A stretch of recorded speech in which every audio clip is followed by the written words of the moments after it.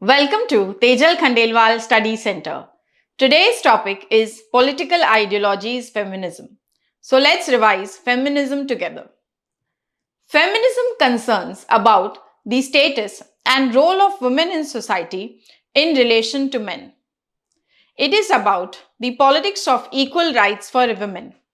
As an ideology, it seeks for women's emancipation. Feminism is not only a political perspective, but it is also a growing academic discipline.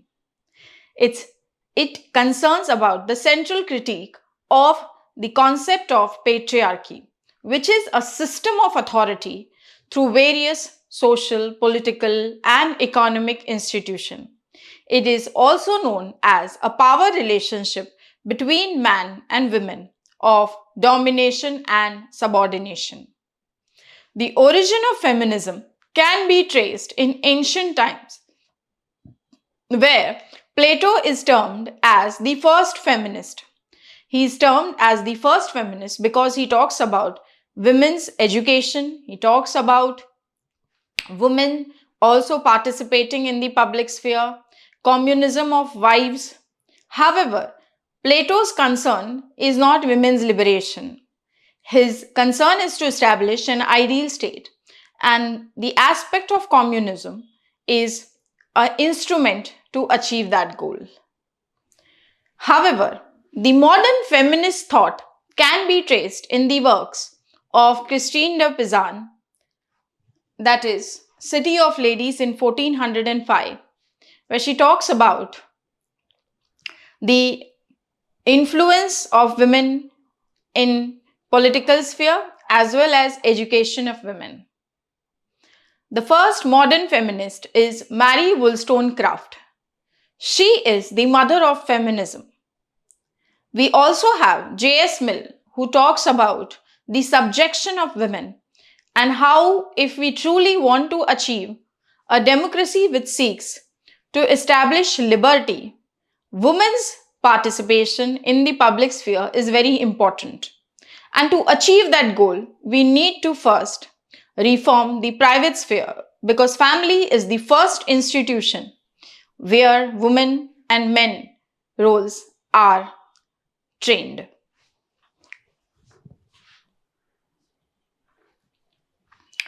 Feminism is a movement for the equal rights of women.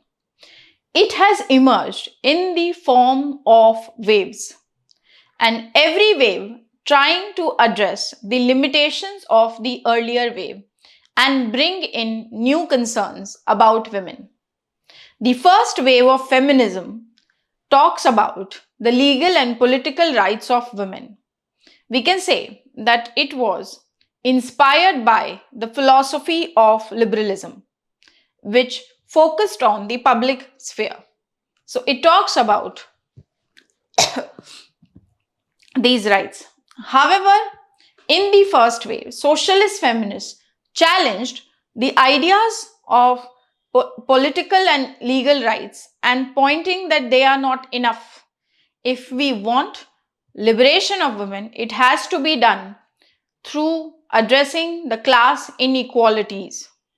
And that's why they also talk about the social and economic rights of women.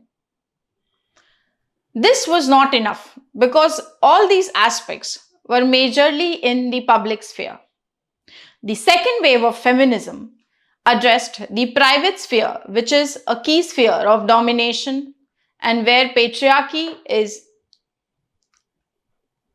exercised. So it talks about if we want the true liberation of women, it is only through providing them cultural rights and their roles in the household sphere. The second wave of feminism was dominated by the radical feminist. However, the first two waves did not address the various differences between women. The third wave of feminism talks about the politics of difference. It talks about hybridity and the layers of oppression like race, ethnicity, religion, caste, class, and sexual choices. So the third wave feminism has a lot of varieties. On the other hand, we can see the domination of liberal and socialist feminists in the first wave and the cultural, that's why radical feminist in the second wave.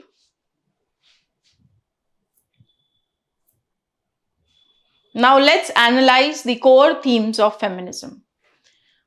Why redefining the political? Because the early understanding of politics is only in the public sphere. The private sphere is something that has not been focused upon, and there is a distinction that is being made between the public and the private sphere. But however, the domination of women takes place in the household sphere, in the private sphere, through the embedded institution of patriarchy. And that's why feminists point that personal is political, which means even the personal sphere needs to be addressed. And the political sphere, that is the public sphere, is only understood in terms of state, its laws, which also dominate the woman in the private sphere. So we have to point that personal is political and it cannot be ignored. The second important concept is core theme is patriarchy. Patriarchy is a system of authority over women through various social, political, and economic institutions. It is a power relationship of domination and subordination. And patriarchy operates through instruments of culture, family, and the private sphere. The root of patriarchy is in the family, where women has been confined to the household sphere and where gender roles are being defined. That is, what should the boys do and what should the girls do? The third theme is the sex-gender distinction. Feminists make a key distinction between sex and gender. They point that sex is a biological term and gender is a cultural construct, which means when a woman is something which is not only that she is born within that sex. In fact, she becomes a woman through the gender stereotyping that happens after her birth. So, in terms of biology, both are equal.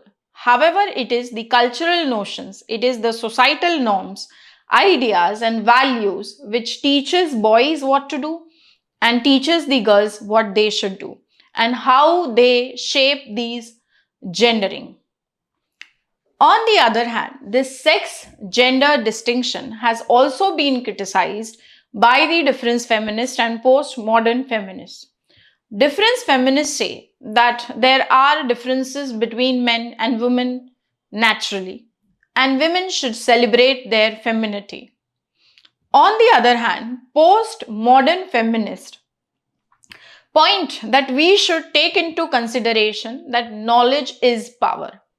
And the natural sciences are not neutral. The natural sciences are, in fact, perpetuating this power relationship.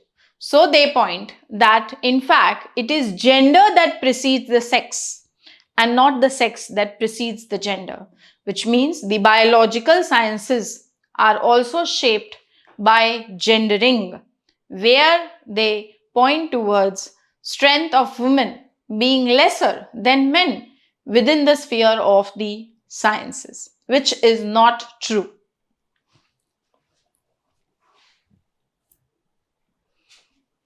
Equality as a value. All feminists strive for sexual equality. However, the feminists differ on the aspects of equality and their importance. The liberal feminists point towards legal and political equality. The socialist feminists talk about how equality can be achieved through socio-economic rights. The radical feminists talk about equality in the private sphere. The equality feminists point that all women are one, irrespective of their differences. And difference feminists say that women and men are different. Both should celebrate their different qualities. Now let's move towards the various perspectives on feminism and school of thoughts. Feminism is also an umbrella ideology or a meta ideology, and we can see that the goal of equal rights have been pointed by different thinkers to be achieved in different ways. In liberal feminism, we see the important work of Mary Wollstonecraft, who is the first modern feminist and we can say the mother of feminism. She talks about how there have been inequalities which have been perpetuated, and it is only through political rights and legal rights that women will be achieving equality. So she talks towards the challenges that prevailed in the belief in female inferiority. She demanded equal rights for women and in her work, Vindication of the Rights of Women. Then we have J.S. Mill, who talks about the subjection of women, and he says that in fact it is men who benefit. However, if women are not treated equally, then we cannot achieve democracy, we cannot achieve dignity, we cannot achieve liberty, and all of these goals will remain unaccomplished. So, if we want to establish democracy, the prerequisite at the women are also treated equally. Then, an important liberal feminist is Betty Friedan. In her work, The Feminine Mystique, Betty Friedan says that there are certain traditional roles that are assigned to women, that is, nurturing, management of the household. And these traditional roles have led to an inner misery in women. She calls it as a problem with no name, is because women feel inferiority, right? And this is because of the nature of roles that has been associated. She points that if women want to come out of this inner misery, then it is only through the importance of education and financial independence and economic status that they can overcome these assumptions that women are supposed to perform the household chores and men will be the one who will be participating in the public sphere and doing other kind of activities. Betty Friedan says that it is believed that good women always choose family, marriage, children rearing over their career. And these assumptions are very problematic. However, she points that women can also balance both career as well as marriage. And that is why at the workplaces, which is also a domain of the public sphere, that there can be certain reforms that should be introduced. And that is flexi timings. If women are given flexible work timings, then they will be able to balance the household as well as their career and marriages. Now, so Betty Friedan's work Feminine Mystique talks about the problem with no name, and that is this inner misery that women are feeling. So she talks of education and professional qualifications and how women can balance marriage and career if the workspace is being more women friendly. Now let's move towards socialist feminism. Socialist feminism represents a combination of the patriarchal analysis of radical feminism as well as the class analysis of Marxism. The origins of socialist feminism can be traced to Engels. What is the grounds on which Engels talks about socialist feminism is he traces the origins of family. He says that in the pre-capitalist societies, okay, like in the primitive communism, there has been a joint family system, okay, and there was no existence of private property. It is because of this that the societies had been structured around women, and they were more matrilineal or more respected towards women. On the other hand, when capitalism started, there was domination of men over women, and that is because within capitalism, the capitalist or the man of the family seeks to preserve the private property. Because he seeks to preserve the private property, he wants that his property also passes through his son through lineage. And this leads to a sort of what? This leads to a sort of a domination of man over the women. In the capitalist societies, there is two types of labor, that is waged labor and unwaged labor, which means the men, okay, the masses, the proletariat, they are going to the factory and working. On the other hand, the women are restricted to the household sphere. And when women are restricted to the household, they are not obviously paid for the household work they do. And this unwaged labor creates a very efficient society so that men can work outside and women can manage the household without being paid for it. So in this way also there is exploitation of women. So this waged and unwaged labor also is very problematic in capitalism. Angel says that if we truly want to overcome this problem, then women have to first remove capitalism. So the class war is more important than the sex war. If they want sexual liberation, first they have to overthrow capitalism, and only then that changes will come. So the socialist feminism first can be traced in the works of Angels, okay? And that's what he talks of. Now, Sheila Robatham says that there should be a more participatory. Her work's name is Women, Resistance and Revolution, and Past is Before Us. Okay, so in these works, she talks that about a participatory, decentralized approach to social change. And she says the struggle for women, okay, liberation is bound with the class struggle. So she is also adhering to the Angels and Marxist view about how capitalist system is exploitative, and the primitive communism, okay, there was no domination of men over women. In fact, women were given a very superior position also.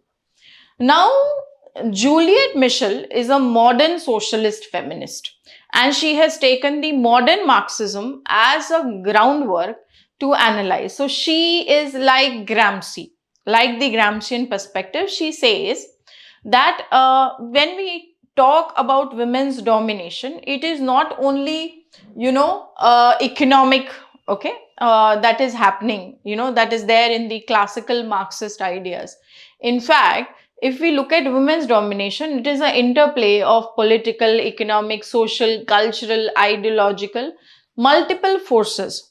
So if we truly want women's liberation that has to occur, we have to fight at all levels. Okay, so she emphasized on the importance of the cultural and ideological roots which forms the basis of patriarchy. So if we truly want to address women's liberation, we have to address even in the sphere of culture and in the sphere of ideology. Okay, so women's emancipation in personal sphere, because culture forms part of the private sphere. Okay, now, so socialist feminism has, like Sheila Robatham and Angels are adhering to class war or giving the primacy to class politics and then to the sexual politics or the sex war. On the other hand, Juliet Michel is advancing a more modernist interpretation, and more like Gramsci, she emphasizes on what the cultural as well as ideological roots of patriarchy. Okay, now, so this is about socialist feminism. Now let's move towards radical feminism. Radical feminism is more in the light of what? In the light of the second wave of feminism.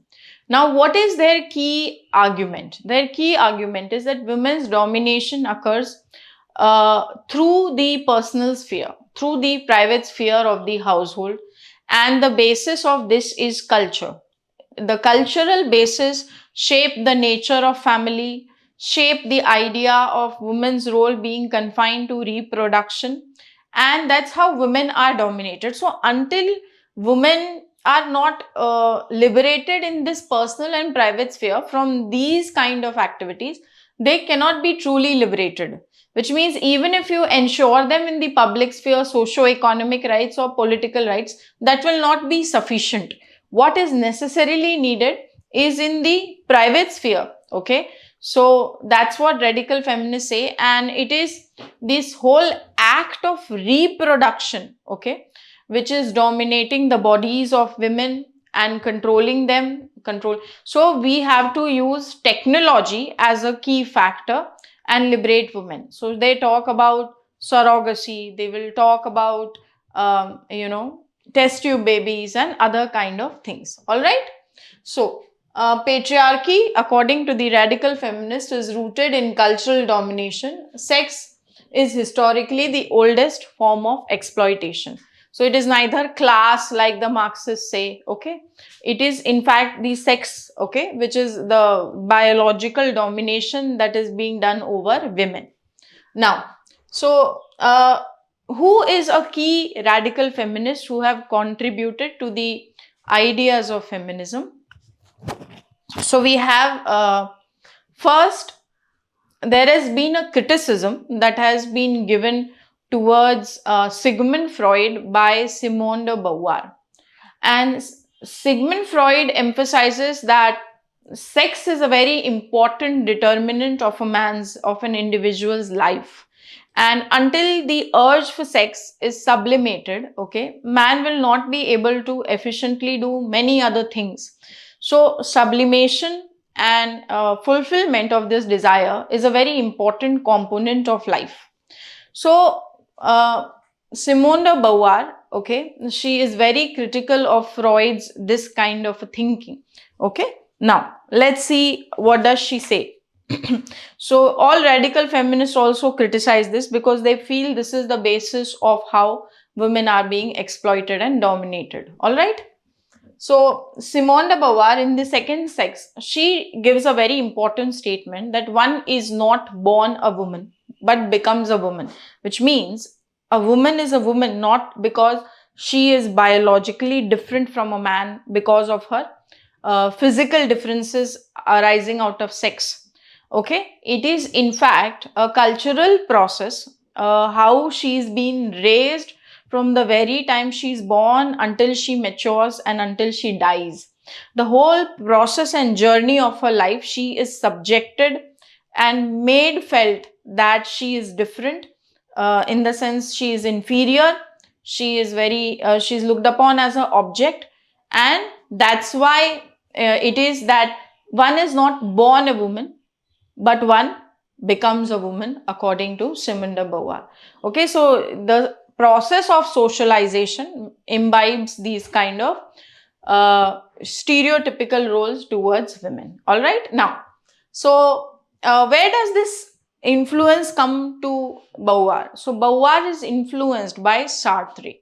What is Sartre saying? Sartre is a proponent of existential philosophy. We have already understood existentialism when we were understanding Hannah Arendt. So what does existentialism say is not only the fact of existence, it is the act of being, shaping your authentic self, and there should not be any barriers. You should not be as you are given, but you have the ability to shape yourself the way you want to. That is your true authentic self. You should have freedom. There should not be barriers to shape your being. Okay.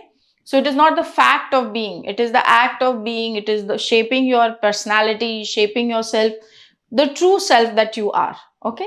So he says existentialism is more important than essence. What is essence according to Sartre? What is he critical of? He says essence is like an identity that society enshrines upon us. And what is the basis of this identity? This identity that society gives us comes from religion. It comes from God. Okay, which means we have to do certain things which will be pleasing God, and if we don't do these things, God will be, enshrining punishment upon us. So there is fear of God that has been created. Okay, so essence is not important. In fact, it is existentialism that is more important, not essentialism, as Sartre says. Okay, And we see that existentialism is also closer to Marxist materialism, fine? Because even for Marx, what is important? He says matter is important, consciousness and mind is secondary. It is more important that we exist in the material and our material necessities are fulfilled first, okay? We don't have to struggle for that. And it is the material necessity that shapes our mind. So we can see some overlap also that is there in the existential philosophy and material philosophy, okay? Now, being inspired by the idea of shaping oneself, not only the fact of being, but the act of being your authentic self, okay? Simone de Beauvoir points towards the idea that sex is biological and gender is social creation, and how it is being done. So she talks towards various dimensions of how this is being shaped, okay? So she says being a woman is a process from cradle to grave, which means how is our socialization?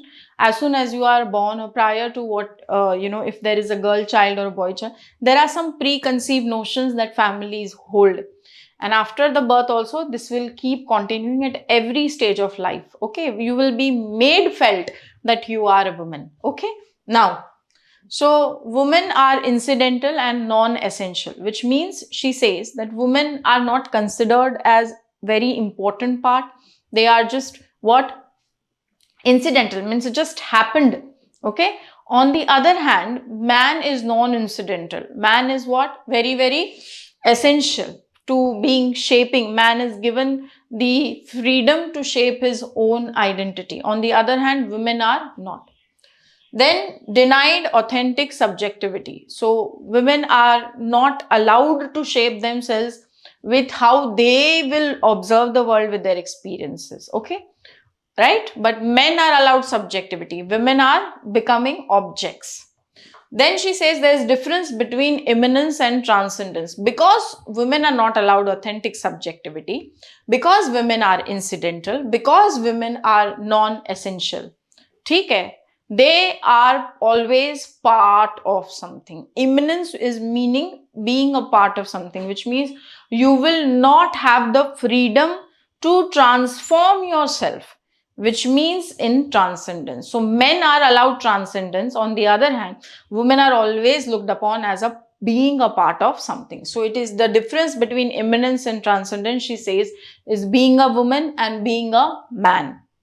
Then she says there is difference between the subject and the other, okay? So man is the subject and woman is the object, she is the other. Means she is always the secondary and man is always the primary, okay? So she says not only second sex, it is also secondary, which means of least importance, all right?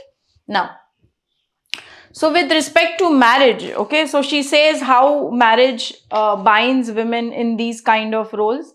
And if women really want to discover, okay, herself, she has to overcome these structures.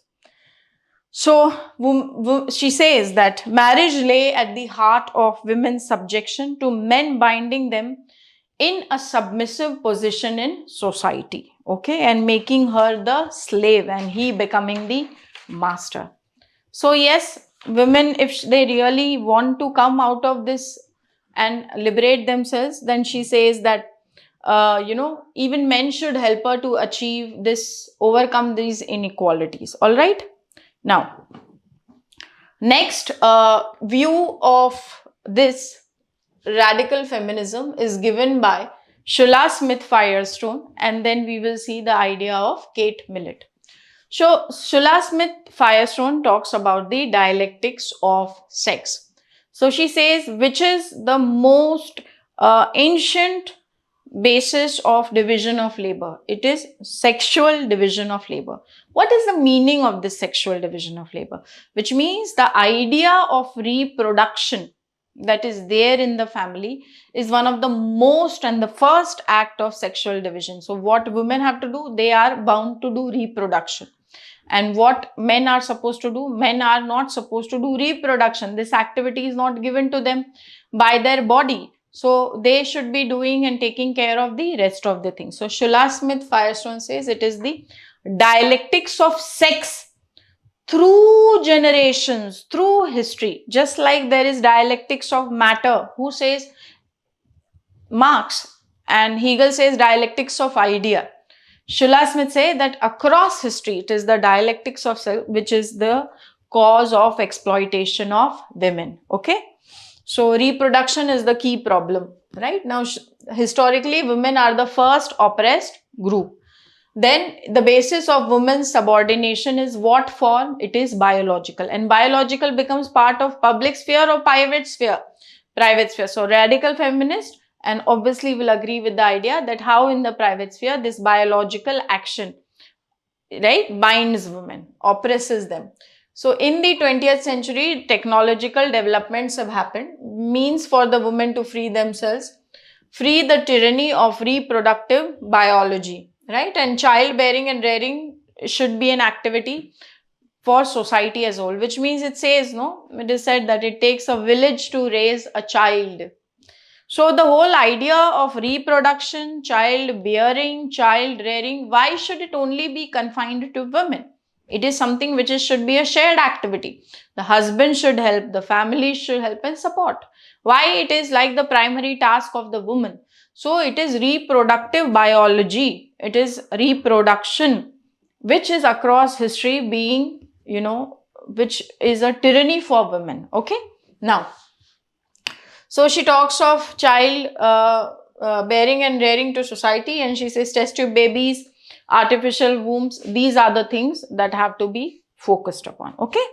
Now, then we have Kate Millett. She is also a radical feminist, but she has given a very systematic theory. And let's see what she talks of. So, she is inspired by Weber to an extent, and she talks of the concept of domination and subordination. Okay. And she says that patriarchy is something which is the mechanism of dominating women and women being subordinated. Okay. So she says patriarchy has always been a social constant. Matlab across time we see how it has continued always, right?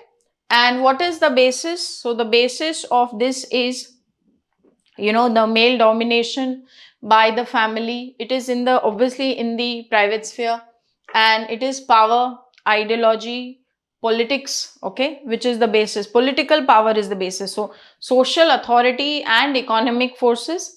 And just like we have in the political sphere power and ideology, like that patriarchy is in the family, which is the mechanism through which domination occurs. All right.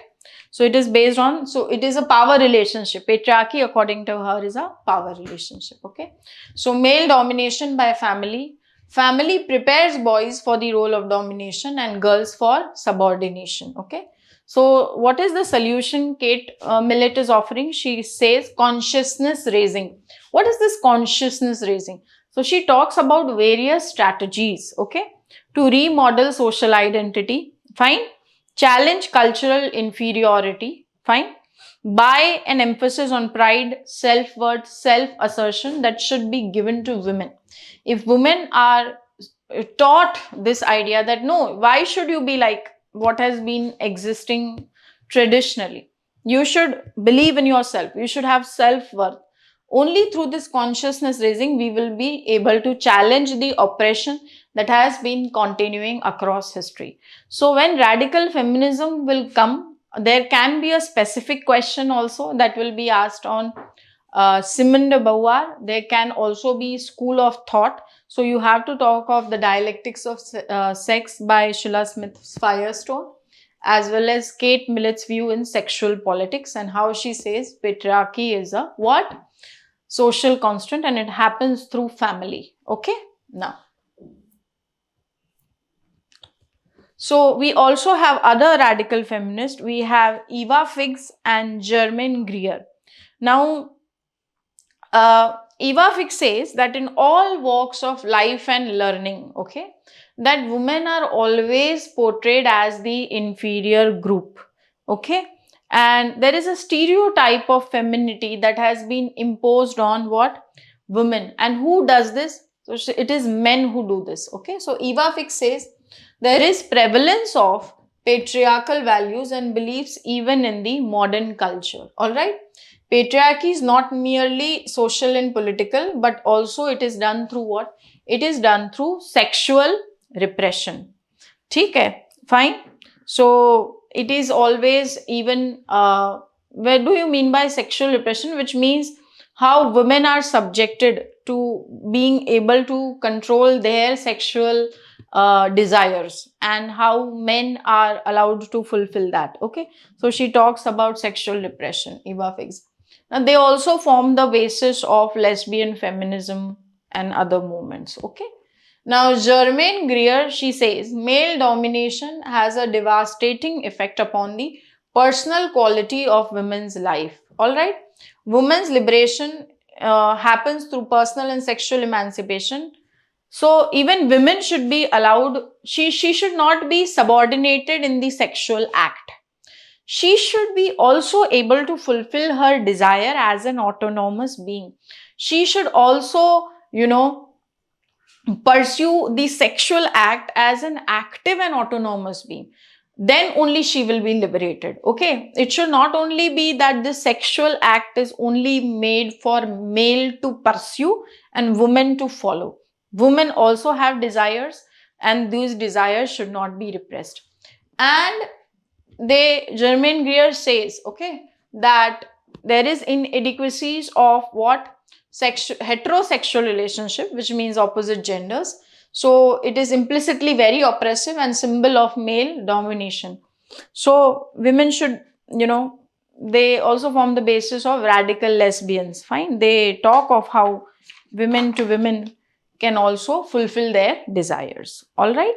This is about radical feminism. It goes to the extent of even allowing radical lesbianism at the cost of heterosexual relationships.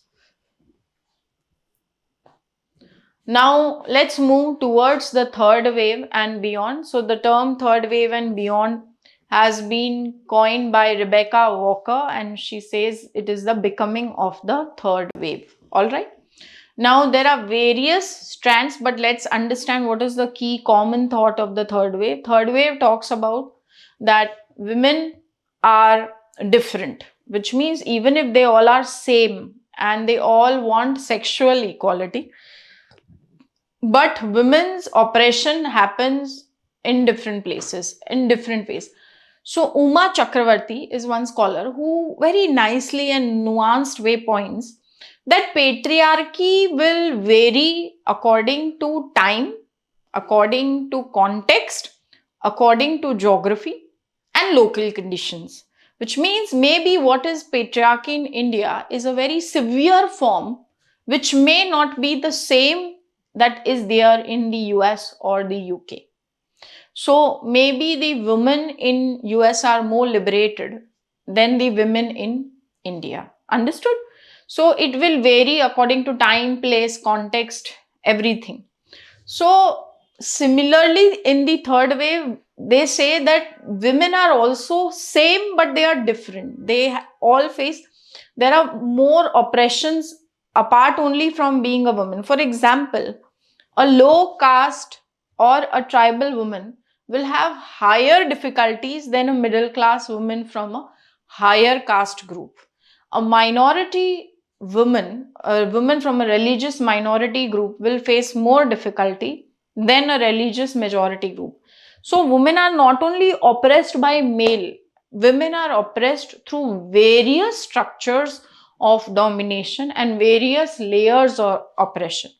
That's why third wave will talk of the politics of difference and hybridity that is there when we are classifying women. Okay. So they will talk of ecofeminism. Ecological feminism is a very important strand of thought. What is this ecological feminism? So understand, it is a philosophical school of the environmentalist thought. Okay. And it says that ecological destruction has its origin in patriarchy, because patriarchy is a form of domination and it represents male power. Okay. and nature comes under threat because of the domination of male power, right? Men controlling all the structures. Now, so if we look at on a very simplistic level, women are very close to nature. Why they are very close to nature? Because nature has designed them to be fertile in the sense of giving birth and doing reproduction. So how the nature also produces itself, woman only has the capacity to do reproduction and produce. Okay. Now, because of this, she also has the ability to nurture, which means she is the one who will always conserve. She is the one who will always, slowly shape things around her. Okay. Just like she shapes the living life, the child that she gives birth to. So the idea of womanhood is associated closely with respect of nature as well as the idea of nurturing. On the other hand, men are what? Men are the product of culture, which means they are raising, everything will happen in the environment that they will be, taught things. Environment, or the, family environment, the social environment, the political environment. So man is always a product of culture. On the other hand, a woman is a bearer of nature, and she is also the nurturing faculty. Okay, now, so when we look at ecological feminism, so there are two strands. There has been the early feminist environmentalist thought, and then there is the contemporary feminist environmental thought. So early feminist thought, environmentalist feminist thought spoke about interconnections between women, animal, nature. Okay. And the contemporary spoke about interconnections that are there across races, socio-economic status, and geographical location. All right. So Vandana Shiva is also important ecological feminist. So she talks how sexual division of labor is such that women are always closer to nature and men are always what? Destruction of nature. Then there is the essential philosophy also, the same idea that how women are very naturally very feminine qualities, the qualities of nurturing, qualities of conservation of nature comes to women very naturally. So they will always preserve nature. If women are there, we will never see ecological destruction. But if men get control, they will do ecological destruction. There will be more control of wealth, more control of power, more control of other institutions, more pollution, more growth, and growth only in the economic sense. Okay. So this is how different school. Then, so there is Mary Daly, who is the propagator of essential philosophy. Now, Mary Daly says that women would liberate themselves if they are aligned with female nature, because female values are reciprocity, cooperation, and nurturing values. On the other hand, Ananias, he is like Gandhian philosophy. Okay, he adheres with that kind of thing, and he says that we need to distinguish, like a Gandhian. Ananias, he says, we need to distinguish between what? Deep ecology and shallow ecology. And he criticizes, just like Gandhiji used to criticize that how the greed has led to ecological destruction. Arne Nair says that the Western philosophy has focused on anthropocentrism, which means everything in this earth or on this planet is human-centered thinking. It is so human-centric, which has led to destruction of culture. Okay. So, but if we look at human relationship is just like the ecosystem. It always talks about biological diversity and not mono thinking that is there in the Western philosophy. So the term anthropocentrism and other things, anthropocene we say, that has come, which has led to destruction of ecology. Fine. So we see in the ecofeminism how various schools of thought associate women's qualities also with nature. On the other hand, there is Black Feminism by Bell Hooks, Angela Davis, Gayatri Spivak, and they talk about the racial oppression that Black women face across the world, okay, specifically in the Western states. So, challenge tendency within the conventional forms of feminism and ignore racial differences which cannot be overcome. Okay, so racial differences are also the basis of creating discrimination amongst women. So they focus on this part, and we see how this is happening today. We see across the world. Post-colonial feminists say that yes, women in the Western world are largely in the Eurocentric world, are in the Europe and Western societies are liberated, and how it is about the movement over there is more about upper class women. On the other hand, in post-colonial states and societies, still women are oppressed as a group and they are not sufficiently liberated in that sense. Okay, so women's right and everything only remains a Western concept and Eurocentric in nature, and doesn't hold the same kind of thought process that is there with the kind of layers of oppression women in the non-Western societies face. Then we have post-modern feminism. See, post-modernist school is always never talk about anything which is fixed. They don't like saying that truth is certain or reality is certain. Fine. So even postmodern feminists question the idea of a fixed female identity. Fine. Or one kind of rights. So they say that, how natural sciences are structuring understanding of sex is also a problem, because sex is not neutral term. We all consider sex as very neutral. Why? Because probably men are born that way and women are born that way. There are physical differences and it gets over there. No. But according to the postmodern feminist, even the idea of creation of this biological construct of women is guided by cultural notions. So, gender identity that shapes culture, how culture shapes gender identity, same they shape the idea of sex. So, not necessarily if biological sciences say women are weaker bodily, no. This also is a what? Illusion. Okay. Now, so question the idea of fixed female identity. Now, Judith Butler argues that sex gender distinction overemphasizes the biological body.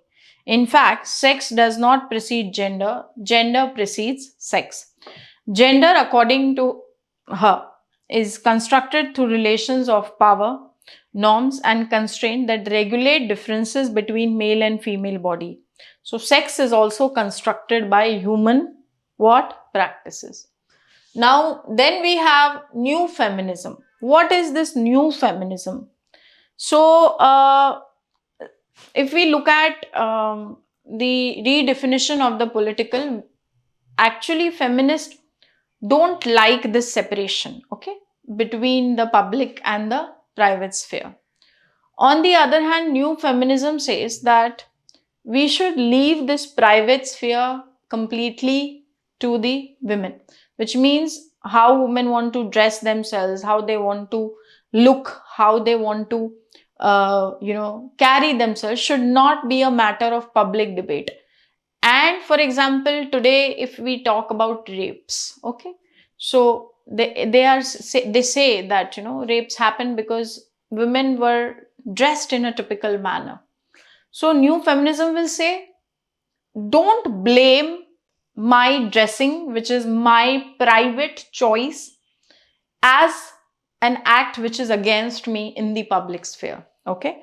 So new feminism seeks to address the social political inequalities that disadvantage women. Okay. Unlike radical feminists who argue personal is political, new feminism separates personal from political. Okay. Now, so Natasha Walter argues that women's personal choices should not be policed in the public sphere. The public sphere should not determine how women have to dress themselves. All right. Now, post-feminism is that women are enough liberated and now there is no need for feminism. So, Suzanne Faludi says that in Western countries, radical feminism is no more relevant and women are sufficiently liberated. There is need to celebrate femininity. Okay. So, yes, we see that third wave feminism lacks some cohesion also. Even though across all feminist thoughts, sexual equality and women's emancipation is centric. Now, feminist legal theory. So, how do we understand feminist legal theory? So, we have Catherine McKinnon, okay, and she has made a key contribution to feminist legal theory. So, in her work Towards a Feminist Theory of State, she says that law in a liberal state is one of the principal devices through which women's subordination is maintained. So, when we say legal theory, which means how law is also an instrument, and law is devised by whom? By the state. And what is law an instrument? Law is instrument of domination of men and subordination of women. So, when we talk of feminist perspective on state, okay, so there is no feminist theory on state as such, but what do feminists say? Feminists say that the state appears male to me. Why the state appears male to me? So, Catherine McKinnon is saying law is the instrument that is used by states through creation of laws that are associated with divorce, inheritance, marriage, okay, is how the state is dominating women. Okay. Now, so this aspect you will put in there. And she says that yeah, so this is about feminist theory of state. When we will see how the feminist view state. So Catherine McKinnon says there's no feminist theory of state and how state dominates. Fine. And she says when she looks at the state appears male to me. On the other hand, Carol Patman has criticized the social contract, calling it as a sexual contract because women's consent has not been taken explicitly. We also have, apart from Carol Patman, Iris Marion Young. So when she says liberalism talks of universal citizenship and it is blind to differences. So we should also talk of differentiated citizenship, which takes into consideration women's right. So we see that yes, even in the 21st century, feminism as a movement is continuing. We still face as a group a lot of inequalities, and specifically even in the era of globalization, there is inequalities on the economic front, at the workplaces, in the gender pay gap, and the kind of professions also that women are getting into. Okay. So yes, women's subordination continues from time immemorial, and feminism remains relevant as an ideology for women's emancipation even in the 21st century. I hope the whole topic is very clear to you, and you have understood what are the key nuances of every wave, every school of thought, which sphere they are targeting, and what are the key scholars. All the best. Thank you so much.